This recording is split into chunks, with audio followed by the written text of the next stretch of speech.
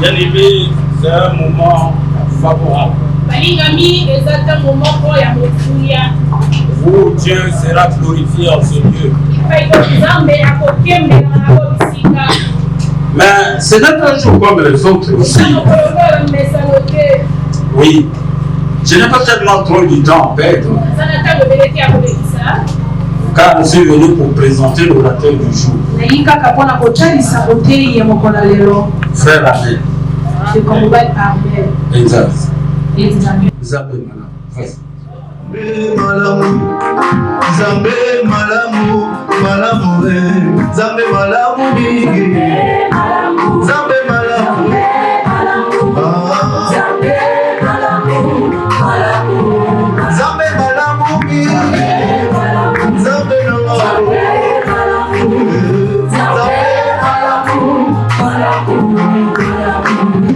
Natali bobo inamba, Natali limota nangayo, Nalopio sa malamu, malamu. Nazalanga soka ya kokufa, Mopoti yo sepi zangayo, Solo eza malamu, Zambe malamu mili, Zambe nangayo, Zambe malamu, Nabete liyo mololo,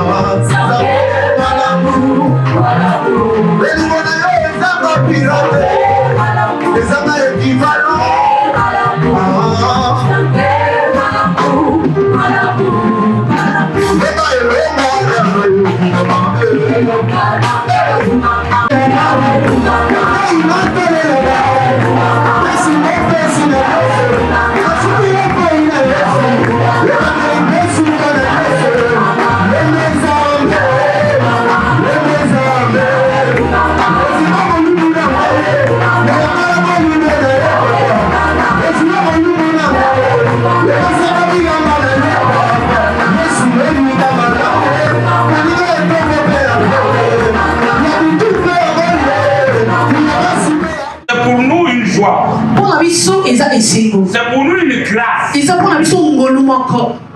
de le trouver en face de nous. Je sais qu'on a passé 3 jours ici, c'est bien. Mais l'Écriture dit mieux vaut la fin que le commencement. Et donc aujourd'hui, c'est la fin par rapport à ce programme. Il faut connaître ses racines. Et là, je ne vais pas abuser du temps. Je vais être très respectueux devant les l'homme de Dieu. Le patriarche, la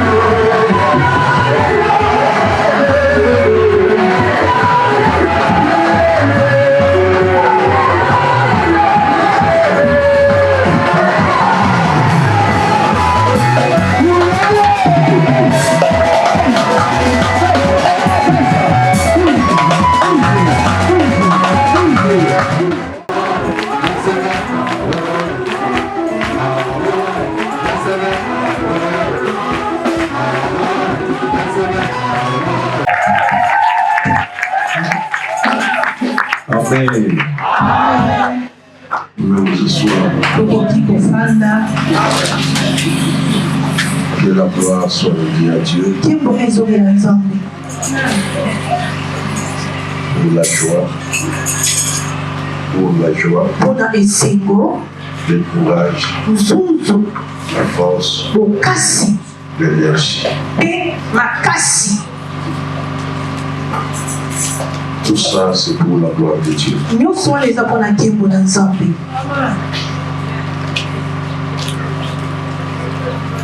Est-ce qu'on peut acclamer le Seigneur?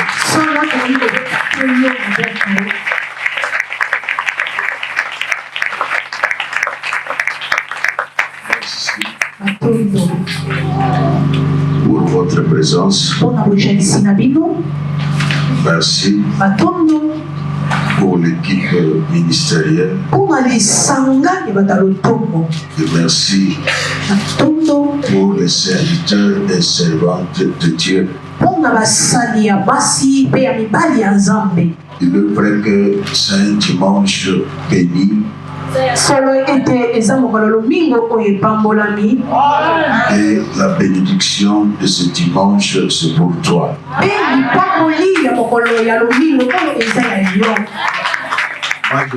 Je ne peux pas te forcer à recevoir mes bénédictions. La bénédiction entre lorsqu'on ouvre la porte. Si tu fermes ta porte, la bénédiction viendra et il va passer. Je dis c'est un dimanche béni. C'est un dimanche que Dieu a préparé pour ta bénédiction. Est-ce qu'on peut acclamer fortement?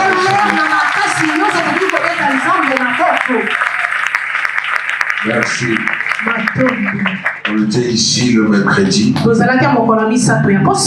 le jeudi, le vendredi. Et on avait aussi quelques services, quelques réunions. Alors qu'aujourd'hui, là, nous voulons mettre le virgule à la place.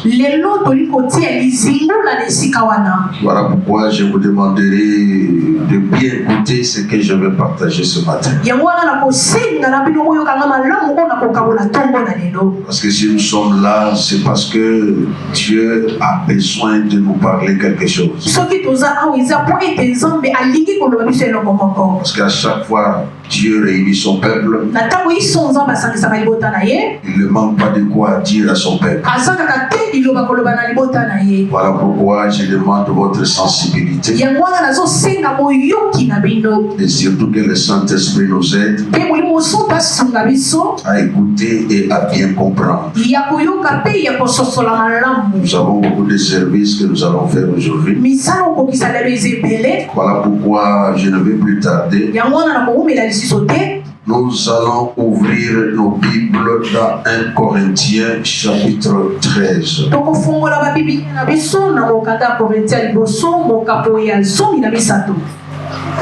Du premier verset jusqu'au 13e verset. Que la gloire soit rendue à Dieu. Quand je parlerai la langue des hommes et des anges, si je n'ai pas la charité, je suis un airain qui résonne.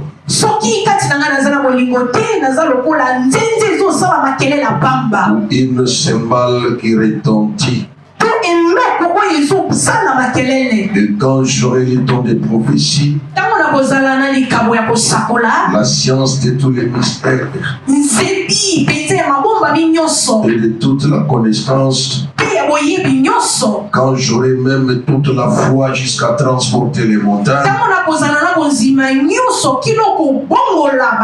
si je n'ai pas la charité, je ne suis rien. Et quand je distribuerai tous mes biens pour la nourriture des pauvres, et quand je livrerai même mon corps pour être brûlé, si je n'ai pas la charité, cela ne me sert de rien. La charité est patiente. Elle est pleine de bonté. La charité n'est point envieuse. La charité ne se vante point. Elle ne s'enfle point d'orgueil. Elle ne fait rien de malhonnête. Elle ne cherche point son intérêt. Elle ne s'irrite point. Elle ne soupçonne point le mal. Elle ne se réjouit point de l'injustice. Mais elle se réjouit de la vérité. Elle excuse tout. Elle croit tout. Elle espère tout. Elle supporte tout. La charité ne périt jamais. Les prophéties prendront fin. Les langues cesseront. La connaissance disparaîtra. Car nous connaissons en partie et nous prophétisons en partie. Mais quand ce qui est parfait sera venu, ce qui est partiel disparaîtra. Lorsque j'étais un enfant, je parlais comme un enfant. Je pensais comme un enfant. Je raisonnais comme un enfant. Lorsque je suis devenu homme, je vais disparaître ce qui était de l'enfant. Aujourd'hui, nous voyons au moyen d'un miroir, d'une manière obscure. Mais alors nous verrons face à face. Aujourd'hui, je connais en partie. Mais alors, je connaîtrai comme j'ai été connu. Maintenant, donc ces trois choses demeurent. Que ces trois choses demeurent. La foi, l'espérance, la charité. Mais la plus grande de ces choses,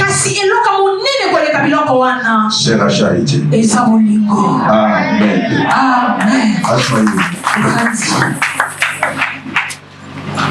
Maintenant, tu peux acclamer le Seigneur.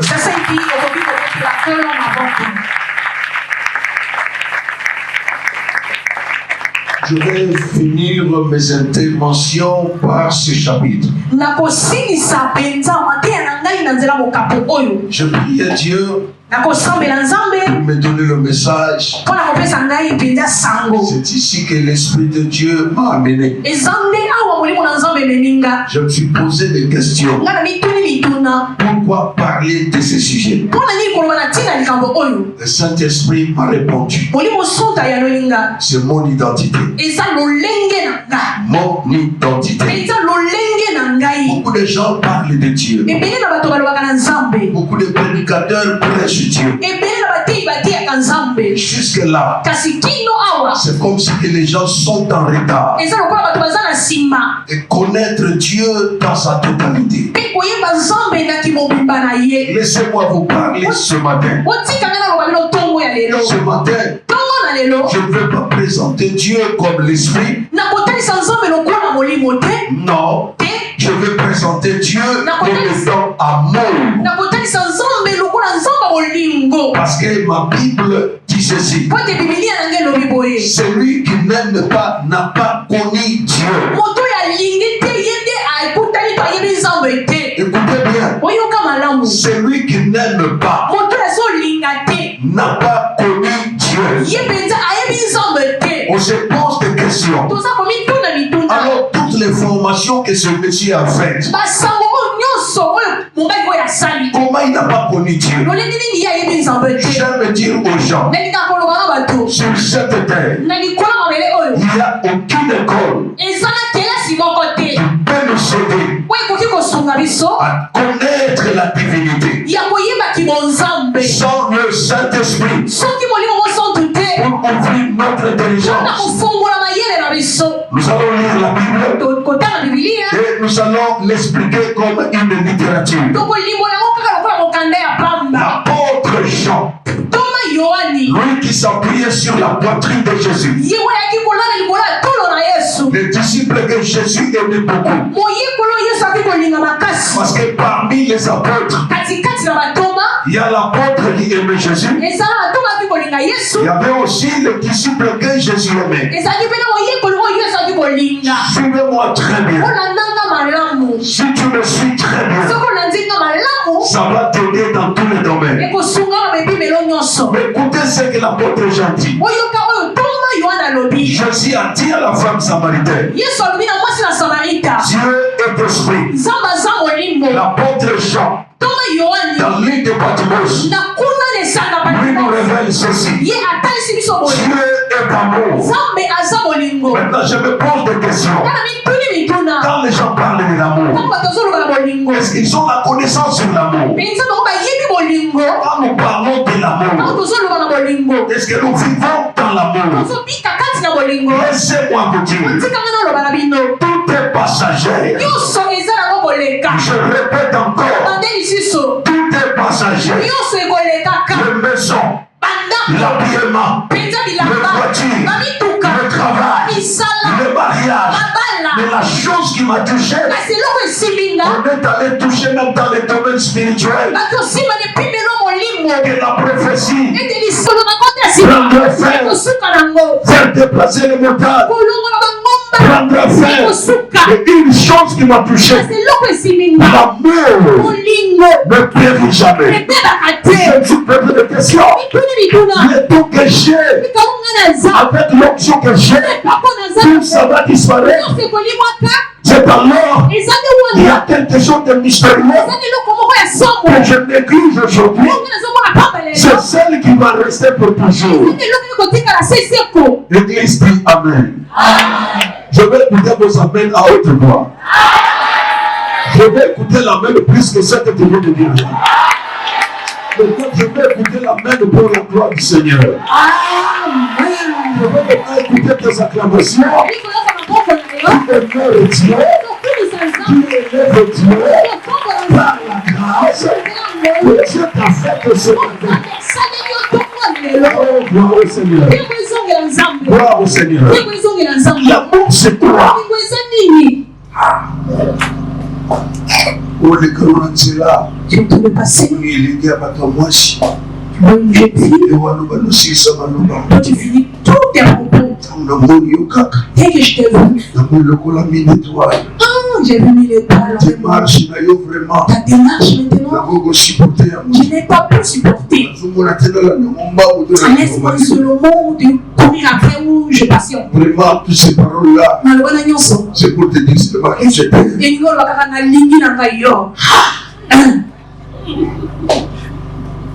Tu m'aimes vraiment. Là, je t'aime. Est-ce que le monsieur qui dit que je t'aime connaît l'amour? Est-ce qu'il connaît vraiment l'amour? Love. Aimer. Kolinga. Nzola. Otingi.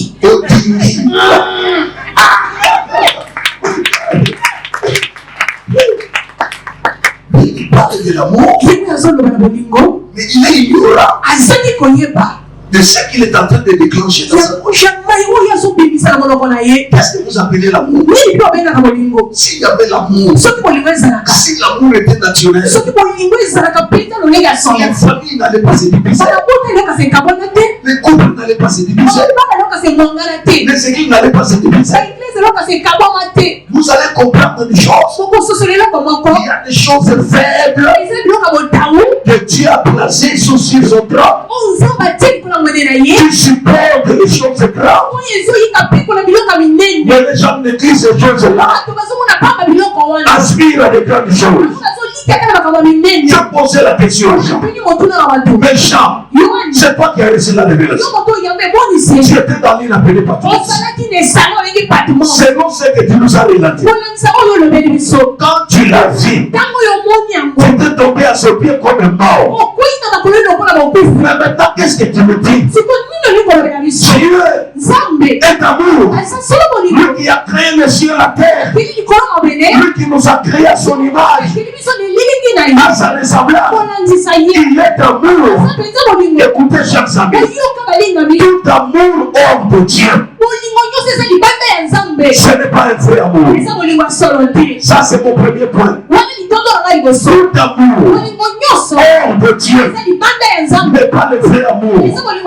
Laissez-moi vous approuver ce que l'amour a fait de nous.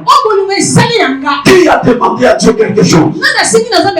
Qui était saint devant Dieu? Qui était juste devant Dieu? Qui avait la soif du salut? Il n'y avait personne. Mais il est écrit, il y a un Dieu. Répétez après moi, il y a un Dieu. Répétez après moi, il y a un Dieu.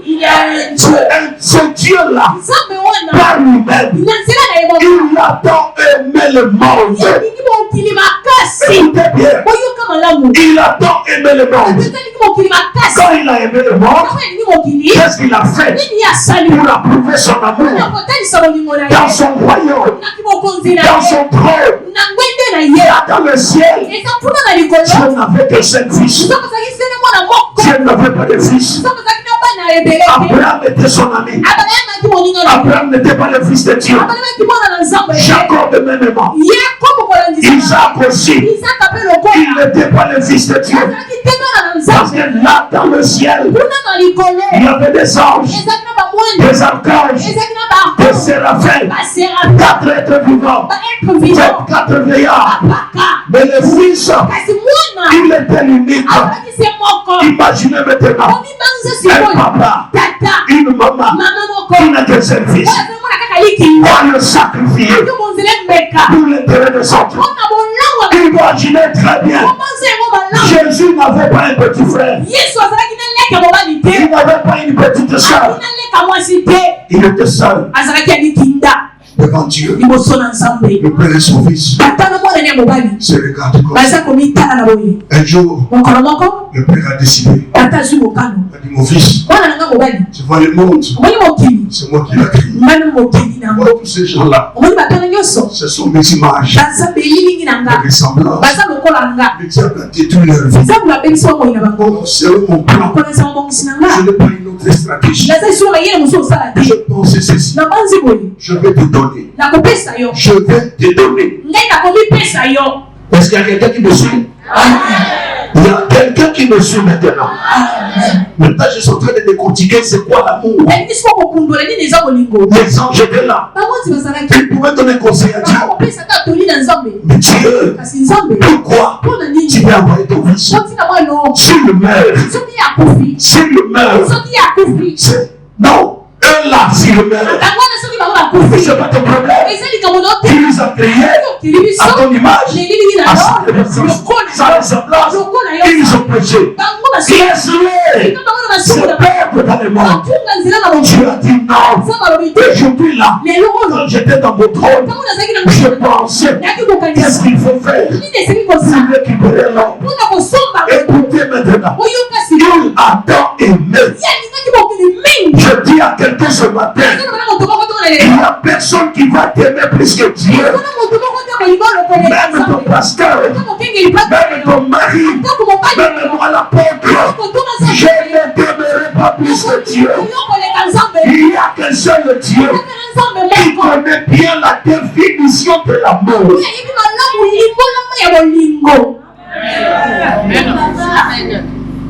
L'amour, ce n'est pas facile.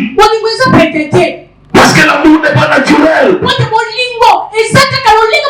L'amour est surnaturel. Ce n'est pas facile d'aimer. Oh my God. Combien parmi vous avez des rancines avec les autres? Ça fait déjà 5 à 10 ans. Et tu ne vivras pas dans l'amour. Mais une chose est vraie. Là où il n'y a pas d'amour, Dieu ne bénira jamais. Je répète encore. n'y a pas d'amour, écoutez, vous ne serez pas bénis. De la part de Dieu, même dans votre famille, s'il n'y a pas d'amour, vous ne serez pas bénis. Il n'y a rien d'amour, c'est l'amour de Dieu.